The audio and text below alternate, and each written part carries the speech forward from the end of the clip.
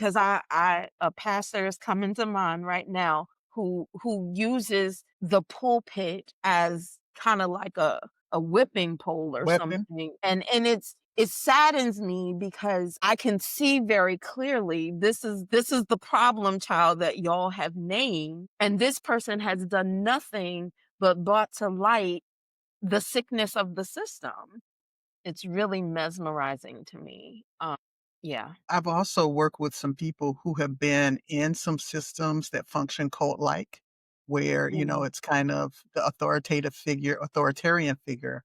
Their Mhm. word is the only word that matters. Mhm. And in those systems, they demand loyalty. Mhm.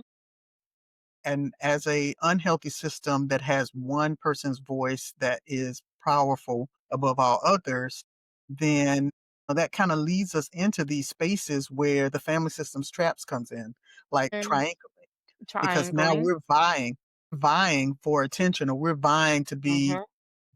That validated by the mhm. senior voice. Mhm. And all of this is family systems. And most of us in our church congregations, when we're sitting in the pews, we're not thinking about this in a family systems dynamic, but that's what's still happening.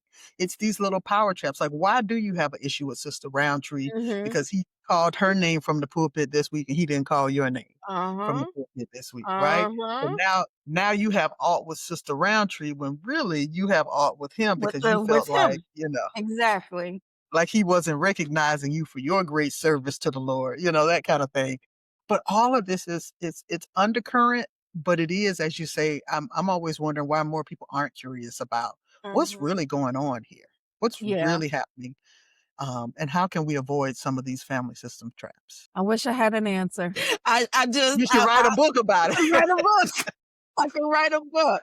And as a pastoring person myself right now, I'm sitting here and faces are coming to mind Mhm. and situations Stories. are coming to mind and stories are coming to mind. And I'm even sitting here holding my own self accountable. I always tell people, my staff, they laugh when they hear me say it, but I always say I'm a much better teacher than I am a practitioner because sometimes I fall into those traps myself, right? Like, why when this person came to me with this issue, why was I not curious? And instead I reacted versus responding. And so one of the ways that I think also you talk about the system traps, one of the other ways I think to avoid some of those traps is differentiation, right? Like, and I say this is why I said I'm a much better teacher than I am a practitioner. I can speak all day about differentiation,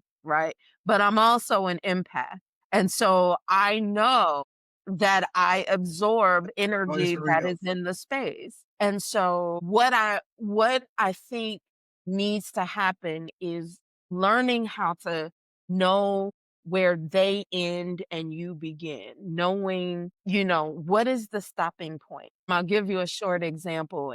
In our community, we have prayer time and folks stand up and they say their prayer requests, their joys and their concerns and their celebrations. And as the pastor, I have made it a practice to repeat back what I'm saying, or I'm saying repeat back what the congregant has offered as their prayer concern or their prayer request. What I realized just 2 weeks ago is that I'm actually using that time to ground myself because when I hear it, I begin to absorb it and I take on that person's joy and or concern as my own. And so giving that little bit of space, I know that's not a traditional way of grounding, but giving that little bit of space to myself to repeat back out into the community what has been said has helped me to not absorb all of that energy. And so it's a new thing for me, but